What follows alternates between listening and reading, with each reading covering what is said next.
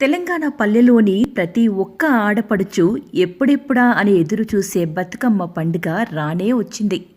యువతులు ముత్తైదులు ఆడుతూ పాడుతూ చూపరులను అలరించే అరుదైన వేడుక ఈ బతుకమ్మ పండుగ. మహాలయ అమావాస్యతో ప్రారంభమై 9 రోజుల పాటు వైభవంగా సాగే ఈ పండుగ శుక్రవారం 16వ తేదీ నుండి ప్రారంభం కానుంది. తరతరాలుగా ఈ పాటల వారసత్వ పరంపర అలా కొనసాగుతూ వస్తోంది. మంచి వర్షాలతో పంటల సాగు విస్తీర్ణం పెరుగుతుందనే నమ్మకంతో బతుకమ్మ తెలంగాణ పల్లెలకు కలతీస్తోంది. వానాకాలం వరి నాట్లకు కోతలకు ఇది మధ్యకాలం. వర్షాకాలం ముగింపు, చలికాలం మొదలయ్యే తరుణం. అందుకే దీనిని కొత్త పాత సందు అంటారు.